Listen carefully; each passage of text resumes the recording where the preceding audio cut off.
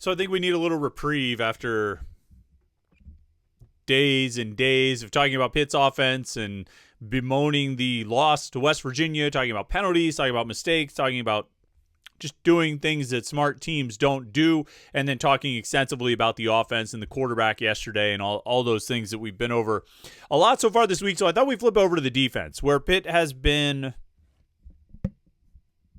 okay. I guess, would we say okay?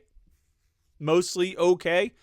Not without its concerns, but mostly okay. Let's talk about Pitt's defense. Have the Panthers been good enough through 3 games? Now, obviously, 2 of those games, and we'll probably mention this caveat 70 times over the course of the next 20 minutes. But obviously, the caveat comes with 2 of those games are against Duquesne and Central Michigan. So a lot of our focus will be on the game against West Virginia and how the Panthers did against the Mountaineers and what we think of Pitt's defense coming out of it.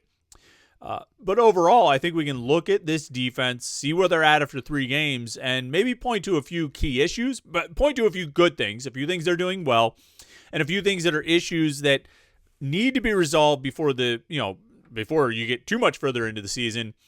But I wonder how much they can be resolved. Some of these issues feel like they might last for a little while. So what do we think about Pitt's defense? Have they been good enough? Are they good enough? Will they be good enough as you get into the next 9 games of the regular season? 1/4 of the season is down. What do we think about the Panthers defense? Let's talk about it here on the Wednesday edition of the Morning Pitt. YouTube.com/Panther-Lair.com.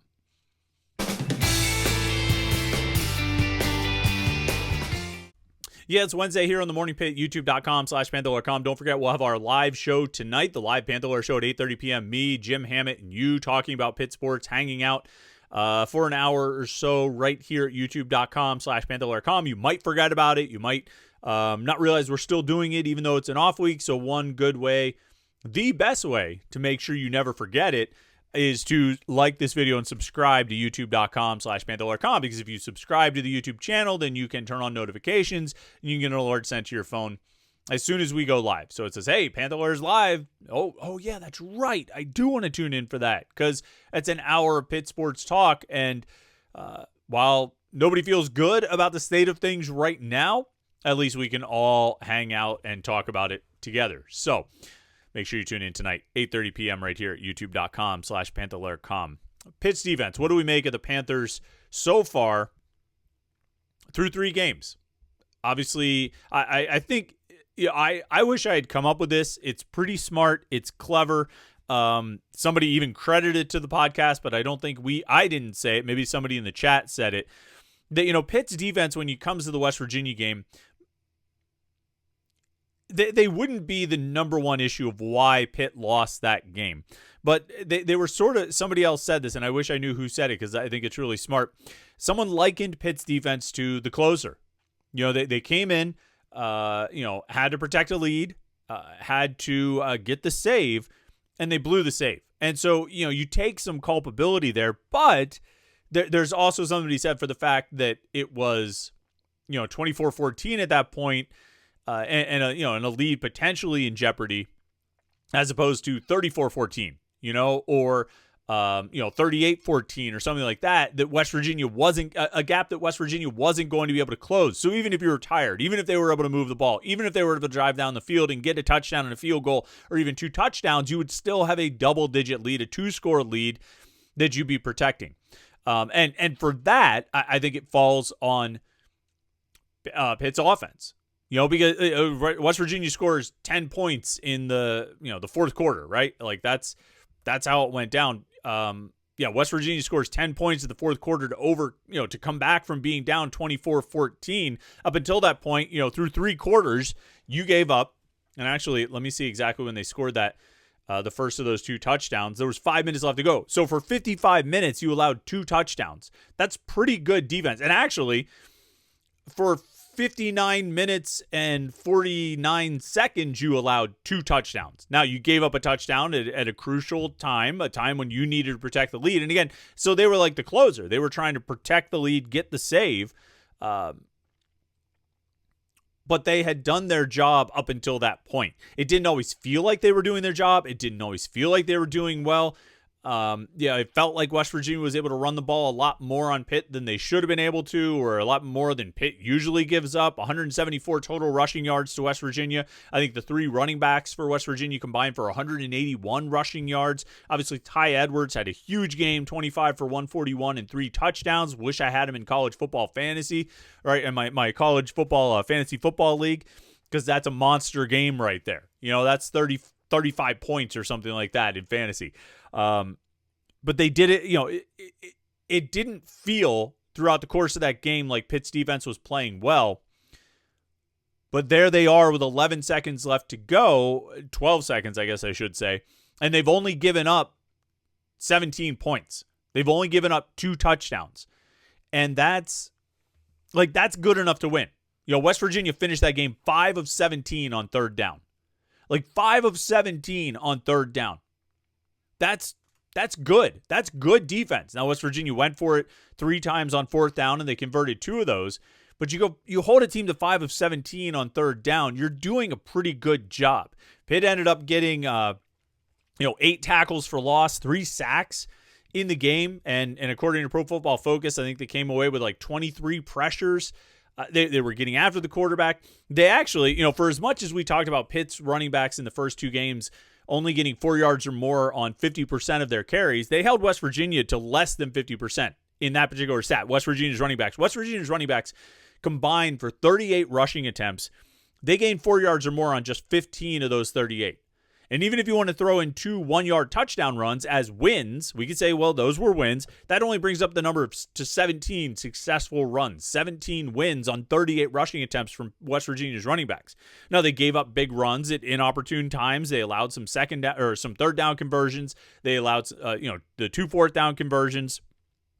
I think those, at least one was on the run. I forget if the second one was as well. And then they gave up the 2 short touchdowns. They gave up some longer runs, 2 12-yard runs, 2 9-yard runs, a 27, an 18, an 11. They gave up some chunk runs. But on the whole, the defense probably played well enough to win. They had an opportunity to actually win the game at the end, but for the bulk of the game, and I would say the entirety of the game, they played well enough to win. If you only give up 3 touchdowns in regulation, you should win the game. In college football, that's always sort of been my I really think every offense should be shooting for 30, and if a defense can hold the opponent under 30 and ideally under 28 or under 24, then you should win. The defense has given you an opportunity to win the game. They forced turnovers. They prevented West Virginia from driving and getting in the end zone. They forced them to fail on 12 out of 17 third down attempts. I think it was good enough. You needed one more big play. You needed one more big stop at the end. You needed, and there's all kinds of little things, Braylon Lovelace with the weird lateral thing that, maybe if he just holds the ball, Pitt gets the ball, inside the 40 on West Virginia's side of the field, as opposed to, West Virginia ends up punting and Pitt gets the ball at their own 20, although they did drive down and get a field goal. So somewhat balancing that out, because there's no guarantee that Pitt was going to score a touchdown if Lovelace actually, recovers the fumble at the West Virginia 37, doesn't try to throw a lateral, and maybe he was down anyway. It kind of looked like he might have been. But, one more big play here, one more big play there, and they could have, one more big stop, and they could have closed the game out. They could have gotten the save. And we would still have all the same concerns about the offense, but at least the defense would have found a way to get Pitt the win. Well, they didn't. I can't put that loss on the defense overall, though. Certain areas, certain elements, because the run defense, while I just said that it wasn't that bad, they still did give up a lot of yards, and they still did give up a lot of plays, and they still did, at inopportune times, let West Virginia run the ball. And they gave up, they had the big touchdown, or the pass to the tight end that I've talked about a few times, the 34-yard pass that, that just had to be sitting in Rich Rodriguez's back pocket. He knew when he wanted to bring that play out. He knew it would work against Pitt's defense, because it always does. And he waited for the perfect moment, and he got it and used it, and froze the linebackers with a little bit of a play action look. Got the tight end to run right past Rasheem Biles. Found space, between the linebackers and the safeties, and it was an easy pitch and catch and big pickup. But overall, like I said, I don't think the defense was to blame for that one, and I don't think most people are blaming the defense for that one. I think there is blame to go around on all three phases, but the defense probably played well enough to win. What do we think about this group overall, though? Through 3 games, what are some of your observations and takeaways? I'll tell you probably my biggest one, and this is sort of specific. I think there are a lot of areas to talk about: the pass rush, the run defense, turnovers, and those kinds of things, individual players, and this and that. But probably my single biggest takeaway about this defense, and it's my single biggest concern about this defense, is the depth at linebacker. I mean, you look at that game on Saturday, Rasheem Biles and Braylon Lovelace played every snap. Every snap. They didn't come out of the game. Every single snap. I think West Virginia officially ran 90 plays. Pro Football Focus has those guys playing 93 snaps because I think they tend to count snaps where like a pass interference, right? If there's a pass interference, the play's being run to completion. And so officially that'll go in the playbook as no play. And so it doesn't count as a snap for the offense, but it's a play that's being run. Right. And if you're going to use snap counts to kind of track fatigue and how much guys are playing and whether they're getting worn out, I mean, like, that's a play that counts. It's one we should consider, because on that play, with the 2 pass interference calls on Rashawn Murray, Rasheem Biles is going hard. Braylon Lovelace is going hard. You know what I mean? They didn't take those snaps off. They were out there for it. But anyway, the point is, Biles and Lovelace played every snap. Kyle Lewis would have played every snap if he didn't get hurt a couple times with the hamstring injury, or what appeared to be a hamstring injury. And that brought Cam Lindsey out for a handful of snaps. See how many he played. He played 7. So that was when Kyle Lewis was missing. Had to sit out due to injury. That's when Cam Lindsey came in. But I mean, that's the extent of the linebacker depth right now, is Cameron Lindsey, a redshirt freshman who mostly plays at the star linebacker spot. And Braylon Lovelace doesn't have a viable backup option right now. Rasheem Biles doesn't have a viable backup option right now. And this is no disrespect to Nick Lappy and Abe Ibrahim, who, the coach is talking about. We believe in those guys. We think we can win with those guys. Well, if you thought you could win with those guys on the field, they probably would have gotten on the field. But you clearly felt like you couldn't take that step down, couldn't have that drop off, so you had to keep Lovelace and Biles out there every play. And that's fine. You did what you had to do against West Virginia. But can you do that for 12 games? Can you do that for the remaining 9 games of this season? Play those guys every single snap? Cruz Brookins would not have come off the field if he didn't get hurt. He had one snap where he got hurt, where him and Kyle Lewis both got hurt. It was like I think it was a 56-yard screen pass where the guy beat Kyle Lewis and then went upfield a long way, and Cruz Brookins ran him down and got kind of hurt on the sideline. He missed one play there, and Josh Garrier came in. And then in overtime, I think the first play of overtime, Brookins got banged up pretty good on the sideline. And, he was down for a long time. I think they were still tending to him when they started play again. And Gurrier came in there. Or otherwise, I think Cruz Brookins would have played every snap of that game too. And, I'm not as concerned about the safety depth as I am about the linebacker depth. But I am a little concerned that, how much can you roll those guys out there? How much can you go with those guys every single play of the game? Even if they are your best players, even if you don't want to have a drop-off in talent, I mean, you got to give them a little bit of rest. And when your offense is, going 3 and out and running tempo as much as this offense does, I mean, I talk about West Virginia being 5 of 17 on third down. Pitt was 4 of 18 on third down. They had, according to the official stat book, they had 16 possessions. They only went 4 and out 4 times, or 3 and out 4 times actually. Now that I look at that, that's kind of interesting. And they only had 3 drives that were less than a minute, and that includes the end of the end of regulation when they just ran the one play, the kneel down. I would have assumed that they had gone 3 and out more than 4 times on 16 possessions on Saturday. But nevertheless, we know Pitt's offense doesn't we know Pitt's offense is scuffling and struggling right now. We know they're not converting a lot of third downs. Like I say, they're 4 of 18 on third down against West Virginia. On the season, they are 14th in the ACC, converting 15 of 40 third downs, less than 38%. They're actually tied for 13th with NC State, who is also 15 of 40. So they're one of the worst teams in the ACC on third down. They were obviously very, very bad against West Virginia on third down. So your defense is coming back out there quickly. All of this is to say, we started veering off into talking about the offense again. It's such a dominating topic that it's even pulling us in like a magnet or a tractor beam or something.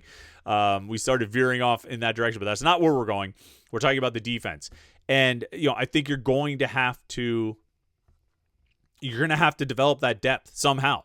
If it's Josh Garrier and Kavir Baines-Marquez, who probably should play a little bit more. I thought he had a solid game working largely in the Delta defense on Saturday against West Virginia. Kavir Baines-Marquez could get more snaps at field safety in place of Javon McIntyre, throughout the game. Not necessarily in the starting lineup, but, throughout the game at least.